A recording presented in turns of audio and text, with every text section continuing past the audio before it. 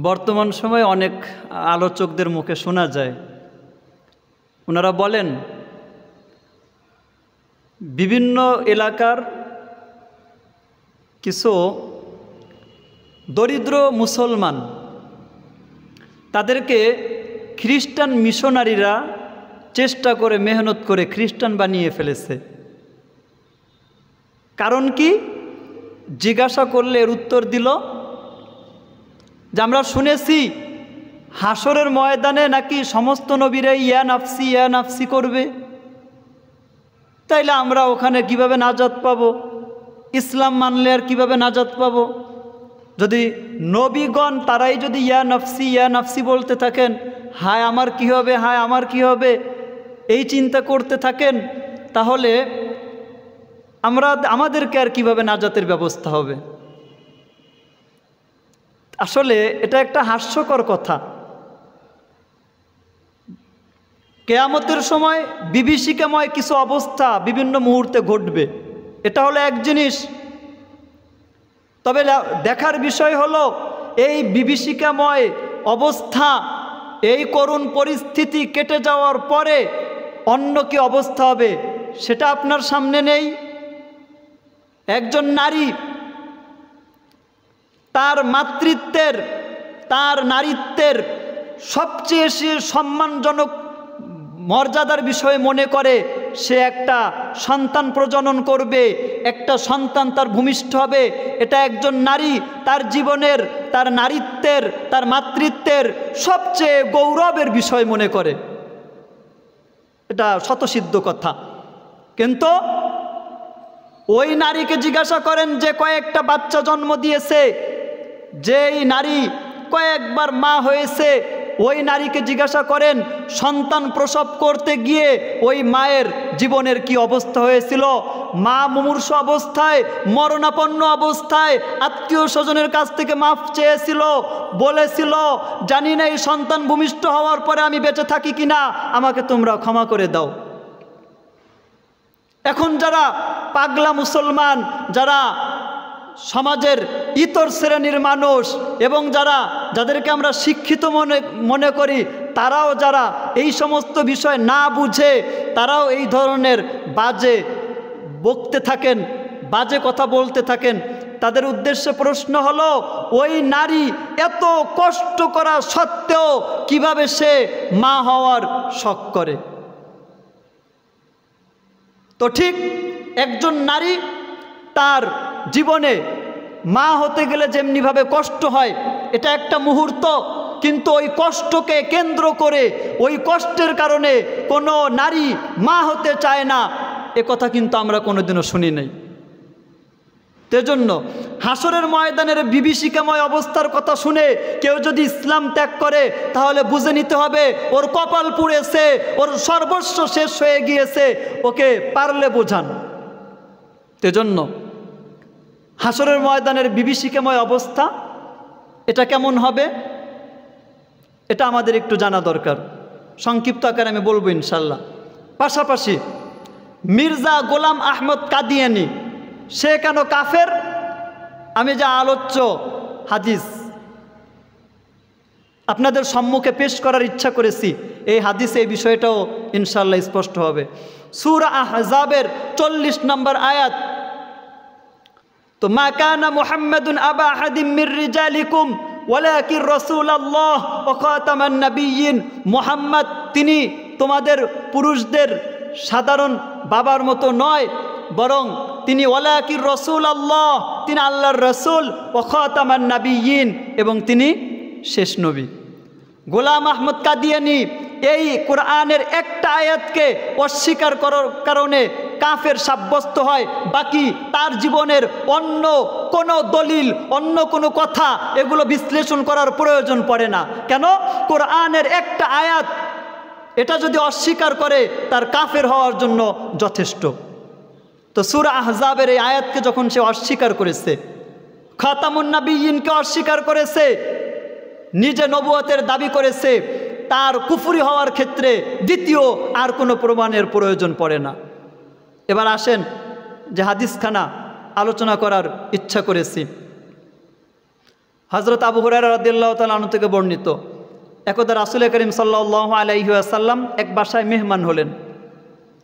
তো আল্লাহ নবী সাল্লাল্লাহু আলাইহি ওয়াসাল্লামের সম্মুখে জবাইকৃত একটা প্রাণী বা খাসি, এই খাসির সামনের যে রান, এই সামনের দিকের গোশ এটা দেওয়া হলো। এটা আল্লাহ নবী সাল্লাল্লাহু আলাইহি ওয়াসাল্লাম পছন্দ করতেন। এবং রাসূল করিম সাল্লাল্লাহু আলাইহি ওয়াসাল্লাম বললেন যে হাসরের ময়দানে আমি হব বনি আদমের সর্বশ্রেষ্ঠ মানুষ। আনা সাইয়্যিদু উলদি আদম, ইবনে আদম, বনি আদমের ভিতরে আমি হব সর্বশ্রেষ্ঠ। রাসূল জিজ্ঞাসা করলেন, তোমরা কি জানো কেন এমনটা হব? এর কারণ কি?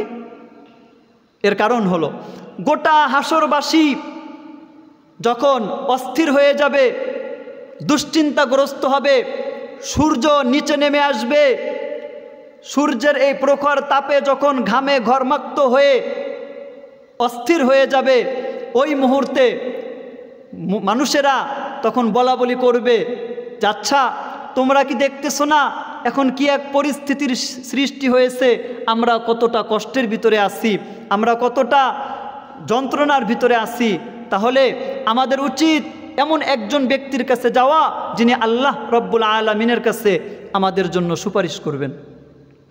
তখন সকলে আব্বাজান আদম আলাইহিস সালাতু ওয়াস সালামের কাছে যাবেন। ওনাকে বলা হবে, আপনি তো আদি পিতা আদম, আল্লাহ তাআলা কুদরতি হাতে আপনাকে সৃষ্টি করেছেন, ফেরেশতাদের দ্বারা আপনাকে সিজদা করিয়েছেন, আপনি প্রথম মানুষ, তো আপনি আমাদের জন্য সুপারিশ করেন। আদম আলাইহিস সালাতু ওয়াস সালাম উনি বলবেন, আমি আল্লাহ পাক রব্বুল আলামিনের একটা নির্দেশ অমান্য করার কারণে আল্লাহ তাআলা আমাকে জান্নাত থেকে বের করে দুনিয়ায় পাঠিয়ে দিয়েছেন, এজন্য আমি আল্লাহর দরবারে সুপারিশ করার সাহস করি না। নাফসি নাফসি নাফসি, অর্থাৎ এখন আমি আমার নিজের জন্যই ব্যতিব্যস্ত আছি, আমার কি হবে, বরং তোমরা যাও অন্য একজনের কাছে যাও, বরং তোমরা যেতে পারো নূহের কাছে। সমস্ত মানুষ নূহ আলাইহিস সালাতু ওয়াস সালামের কাছে চলে যাবে।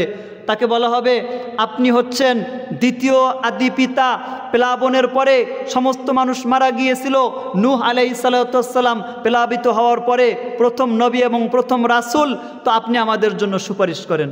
উনি বলবেন, আমি আমার দুনিয়ার জীবনে একটা গুরুত্বপূর্ণ দোয়া ওটা আমি করে ফেলেছি, এজন্য আমি হাসরের ময়দানে রাব্বে কারিমের কাছে সুপারিশ করতে পারছি না। আর একটা বিষয় হলো, আজ এই মুহূর্তে আল্লাহ পাক রব্বুল আলামিন এত কঠোর অবস্থানে আছেন এবং তিনি এতটা ক্রোধান্বিত হয়েছেন, পূর্বেও কোনোদিন আল্লাহ তাআলা এতটা ক্রোধান্বিত হন নাই এবং ভবিষ্যতেও আল্লাহ তাআলা এতটা ক্রোধান্বিত হবেন না, এতটা রাগান্বিত হবেন না, বরং তোমরা যাও ইব্রাহিম খলিলুল্লাহর কাছে। ইব্রাহিম খলিলুল্লাহ ওই একই কথা বলবেন, আজকে আল্লাহ তাআলা এতটা রাগান্বিত হয়েছেন, পূর্বে কোনোদিন হন নাই, ভবিষ্যতেও কোনোদিন এমন রাগান্বিত হবেন না, বরং তোমরা যাও মূসা কালিমুল্লাহর কাছে। মূসা কালিমুল্লাহ ওই একই কথা বলবেন। উনি বলবেন, তোমরা যাও ঈসা রূহুল্লাহর কাছে। সকলে ঈসা আলাইহিস সালাতু ওয়াস সালামের কাছে আসবে। উনি আর কারোর কাছে পাঠাবেন না, উনি পাঠাবেন আখেরি জামানার পয়গম্বর মুহাম্মদুর রাসূলুল্লাহ সাল্লাল্লাহু আলাইহি ওয়াসাল্লামের কাছে। রাসূল করিম সাল্লাল্লাহু আলাইহি ওয়াসাল্লাম এক্ষেত্রে এসে বলেছেন, আনা খাতামুল আম্বিয়া, আমি সমস্ত নবীদের সর্বশেষ নবী, আমি হাসরবাসীর জন্য আল্লাহ পাক রব্বুল আলামিনের কাছে সুপারিশ করব। রাসূল সিজদায় পড়ে যাবেন, আল্লাহ পাক রব্বুল আলামিন বলবেন, ইরফা রাসাকা ইয়া মুহাম্মদ, ও মুহাম্মদ আপনি আপনার মাথা তোলেন, ইশফা তুশফাউ, আপনি সুপারিশ করেন, আপনার সুপারিশ কবুল করা হবে। রাসূল বলেন, ওই সিজদারত অবস্থায় আল্লাহ তাআলার পক্ষ থেকে শিখিয়ে দেওয়া প্রশংসার মাধ্যমে আমি আল্লাহ পাক রব্বুল আলামিনের এমনও গুণকীর্তন করব, এমনও প্রশংসা করব যেটা আমি পূর্বে পরে করি নাই, ওই সময় আল্লাহ আমাকে শিক্ষা দিবেন, শিখিয়ে দিবেন। এরপরে আমি যখন মাথা তুলব, আল্লাহ পাক রব্বুল আলামিন আমাকে বলবেন, হে রাসূল, আপনার উম্মতের যে সমস্ত লোকদের হিসাব নেওয়া হবে না, তাদেরকে জান্নাতের ডান দিক থেকে জান্নাতে প্রবেশ করতে বলেন। তো যাই হোক, এই হাদিসে আল্লাহ নবী সাল্লাল্লাহু আলাইহি ওয়াসাল্লাম বলেছেন, আনা খাতামুল আম্বিয়া, আমি শেষ নবী। আর সূরা আহজাবের 40 নম্বরে আল্লাহ তাআলা বলেছেন যে মা কানা মুহাম্মাদুন আবা আহাদিম মির রিজালিকুম ওয়ালাকিন রাসূলুল্লাহ ওয়া খাতামান নাবিয়্যিন। এই হাদিস এবং ওই আয়াত, এই দুইটার দ্বারা এটা প্রমাণিত হয় রাসূল শেষ নবী, রাসূল বিশ্ব নবী, রাসূল শ্রেষ্ঠ নবী। তাকে অস্বীকার করার কারণে গোলাম আহমদ কাদিয়ানী অবশ্যই কাফের, অবশ্যই কাফের, অবশ্যই কাফের। সেজন্য এই গোলাম আহমদ কাদিয়ানীর চক্রান্ত, ষড়যন্ত্র এবং তার প্রতিষ্ঠিত যত